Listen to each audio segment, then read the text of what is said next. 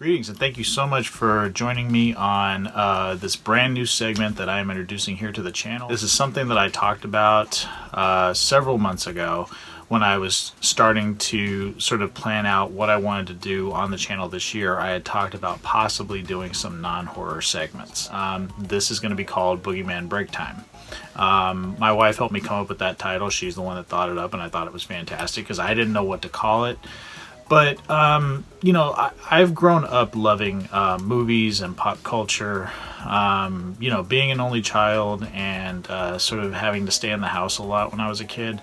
I just sort of, movies and cartoons and books were my escape. They were the things that I went to sort of, you know, not be bored or to have some sort of adventure, you know, while staying in the confines of our little condo when I was a kid because my mom was a single parent.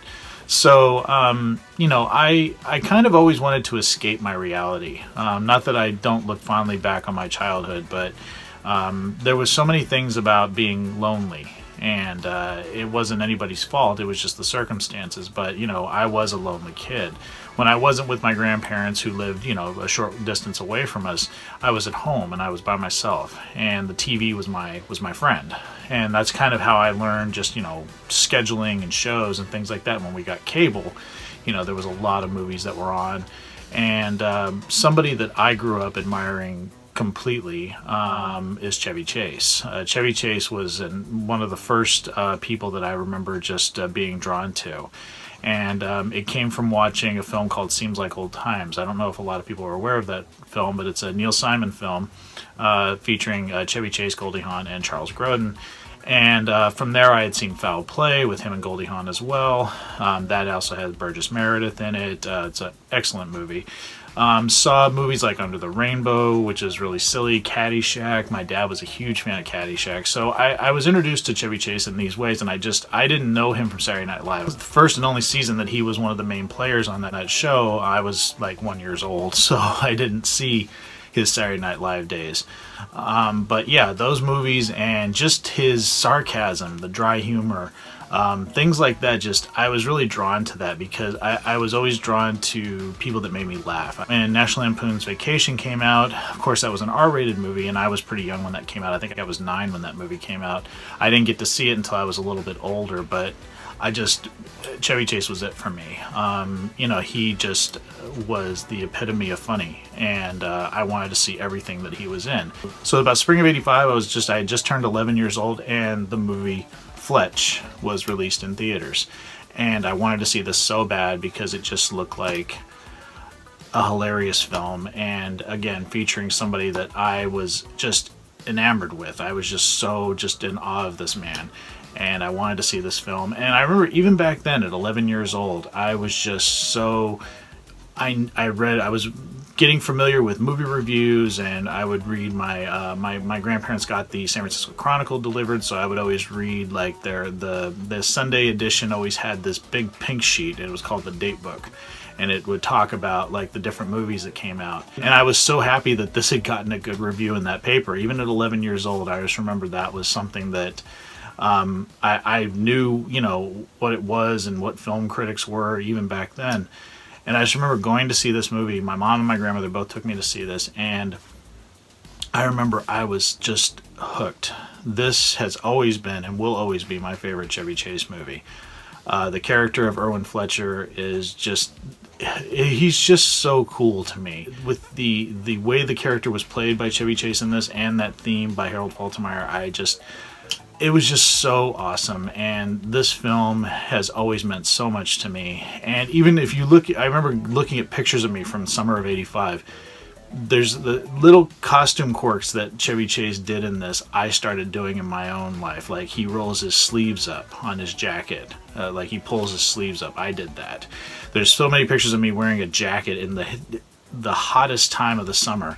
And then I would always wear my cap, and he has like a green cap in this that he wears, a green baseball cap that he wears, and I had like a blue Knott's Berry Farm hat that I wore all the time. I even wore it in the pool. I remember there's a picture of me in the pool with that stupid hat on, and I don't know what it was. I just wanted to be somebody else, and I just sort of remember watching this and saying, I want to be Fletch. I want to be that cool. That guy that just says the right things. You know, he always had the smart one-liners. So if people aren't aware, the movie Fletch is based on the novel by Gregory MacDonald. He did several books on the character.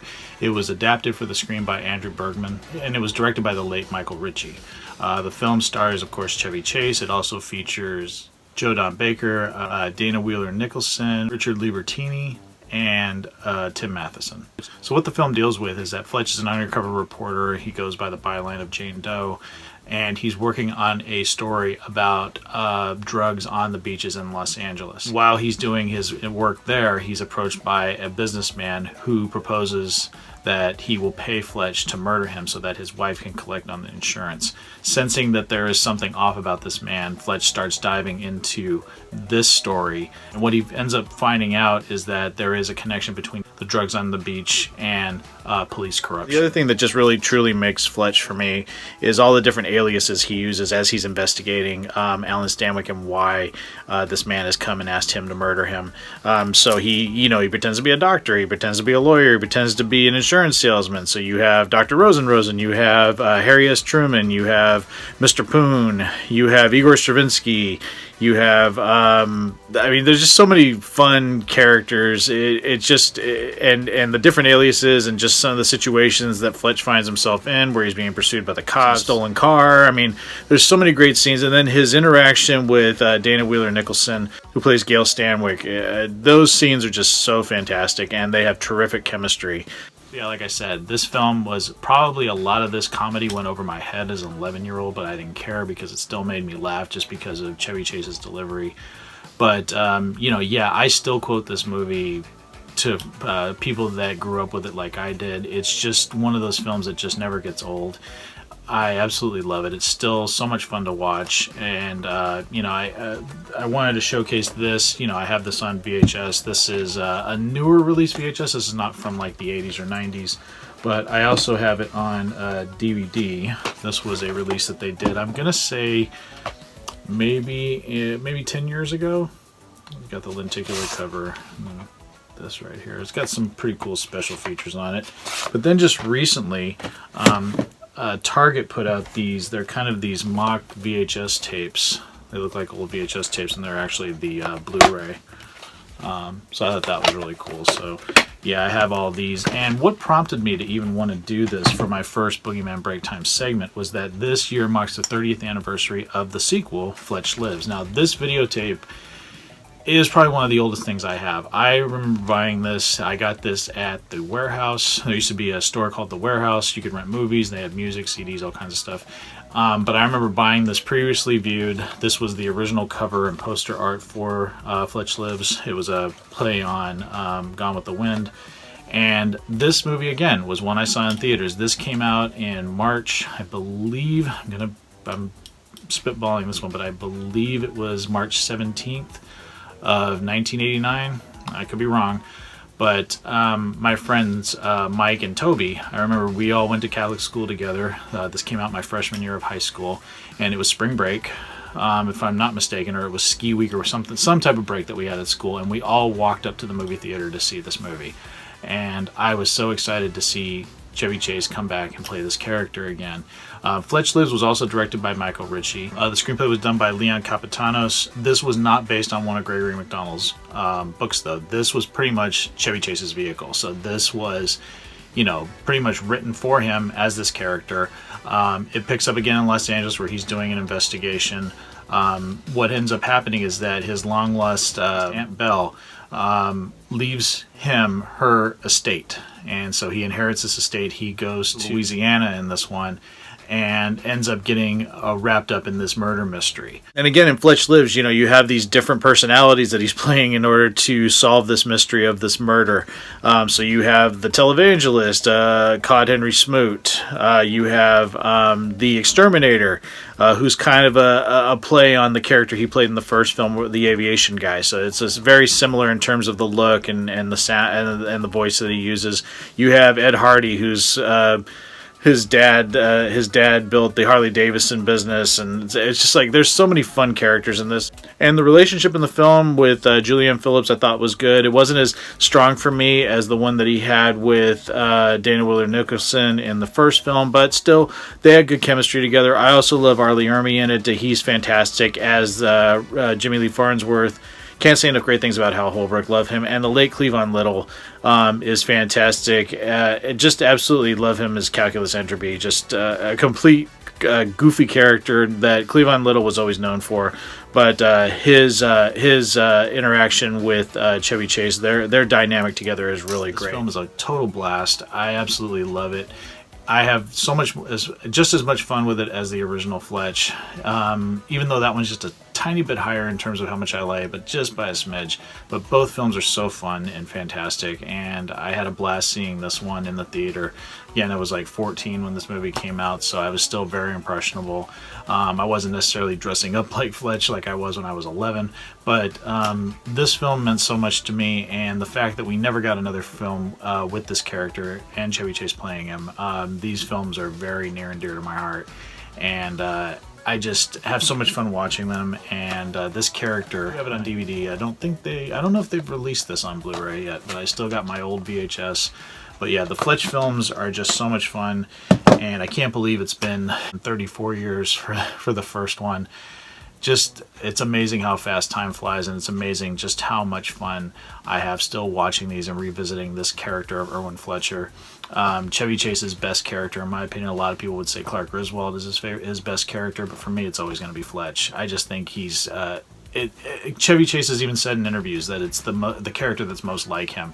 And I know that there's a stigma against Chevy Chase, especially as he's gotten older, and the controversy when he was on Community, that he's this bitter old man now and says racist things and horrible things, and he's not fun to work with. But for me, I don't know the man personally, but for me, he really made my childhood a lot of fun.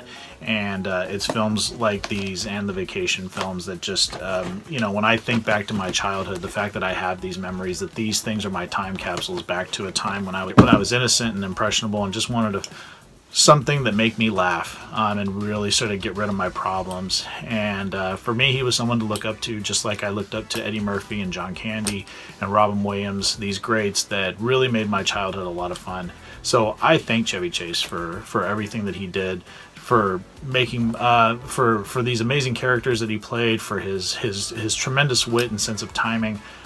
Just a terrific performer, and he sure enriched my childhood and made it a lot of fun. Just wanted to share that with you guys here. I know it's very different from the types of segments I do here. Usually I'm talking about horror movies. Let me know what you guys think in the comment section below. Again, this is not horror related, but I'm curious if you guys are fans of Chevy Chase, if you guys like the Fletch films, if you've never heard of the Fletch films.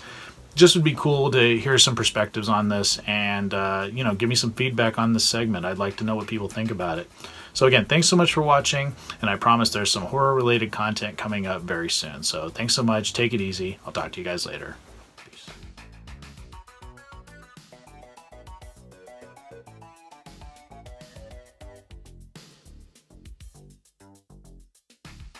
I have a Patreon page. If everybody wants to help support me, the link is down below. And if you do help support me, Dracula here will get more treats, and Dracula really loves his treats. So any support that you can give me would be very, very much appreciated. Right, Drac?